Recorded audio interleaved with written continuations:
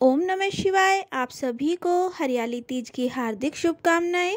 तो आज मैं आपके लिए जो वीडियो लेके आई हूँ उसमें मैं आपको बताऊंगी हरियाली तीज हम क्यों मनाते हैं।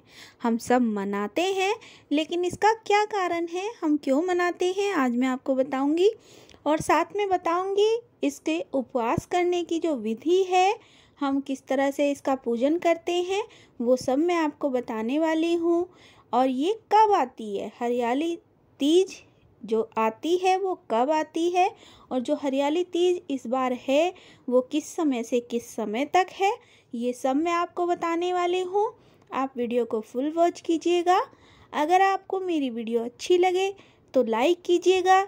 अगर चैनल पर नए हैं तो सब्सक्राइब कीजिएगा, बेल आइकन प्रेस कीजिएगा ताकि आने वाली नोटिफिकेशन आपको मिलती रहे।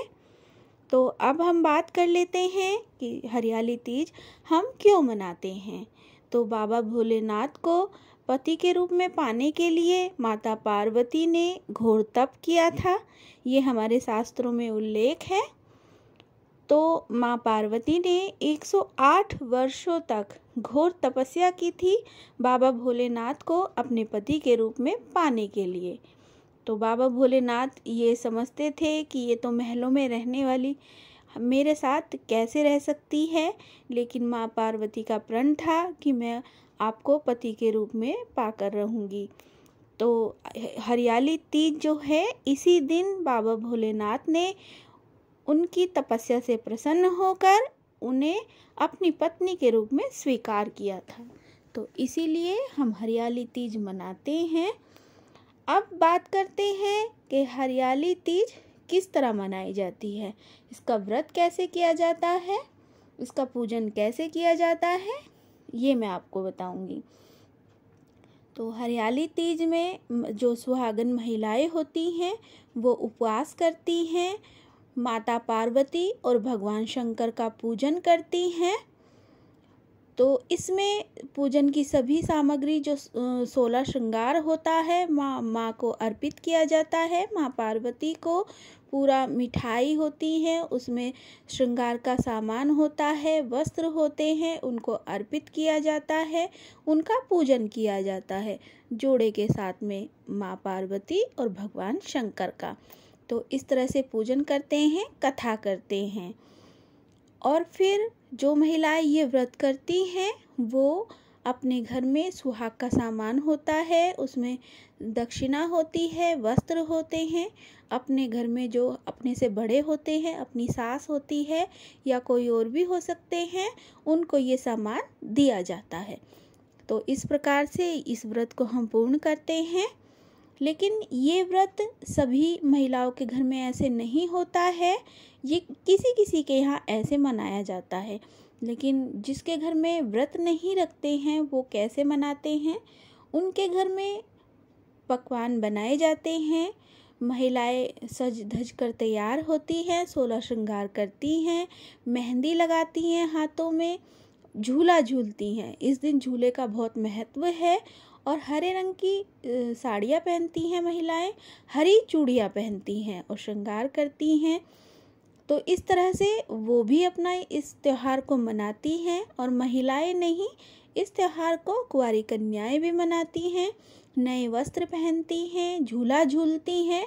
ये सभी महिलाओं का त्यौहार है, तो इसे सभी महिलाएं बहुत ही अच्छे से मनाती हैं। ये खास दिन होता है महिलाओं का, क्योंकि जो शादीशुदा महिलाएं होती हैं उनके मायके से पहला त्यौहार तो ससुराल से होता है। ससुराल से साड़ियाँ आती हैं, वस्त्र आते हैं, उनके श्रृंगार का सामान आता है, मिठाइयाँ आती हैं उनके लिए, वो झूला झूलती हैं, श्रृंगार करती हैं, मेहंदी लगाती हैं। और फिर मायके से चलता है, हमेशा जिसकी जितनी सामर्थ्य होती है वो अपनी बेटी को सामान भेजते हैं सावन में, जिसे हम सिंधारा बोलते हैं। ये सभी लोग देते हैं अपनी सामर्थ्य के अनुसार। तो ये हरियाली तीज का जो त्यौहार है वो सभी महिलाओं के लिए बहुत ही महत्वपूर्ण है उनके जीवन में। और वो इस त्यौहार को बहुत ही हर्षोल्लास से मनाती हैं, बहुत मन से मनाती हैं। श्रावण मास शुरू होते ही मन में आ जाता है महिलाओं के कि हरियाली तीज आएगी, हम ऐसा करेंगे, हम वैसा करेंगे। तो ये सब बहुत ही मन से करते हैं। महिलाएं इस दिन इकट्ठा होती हैं, एक दूसरे को निहारती हैं, अच्छा लगता है, एक दूसरे के साथ झूला झूलती हैं, प्रेम बढ़ता है। अब हम बात कर लेते हैं कि जो हरियाली तीज है उसका समय क्या है, वो कब आएंगी। पहले तो हम ये जानते हैं कि हरियाली तीज आती कब है। तो हरियाली तीज श्रावण मास में शुक्ल पक्ष में तृतीया तिथि को आती है। तो जो हम ये त्यौहार मनाते हैं ये तृतीया तिथि को होता है। तो इस बार 31 जुलाई को प्रातः 2:59 पर ये आ जाएगी तृतीया तिथि, और जो समाप्त होगी वो 4:18 प्रातः 1 अगस्त तक रहेगी ये। तो इस तरह से मैंने आपको बता दिया है ये कब आएगी और किस तरह से हमें इसे मनाना है।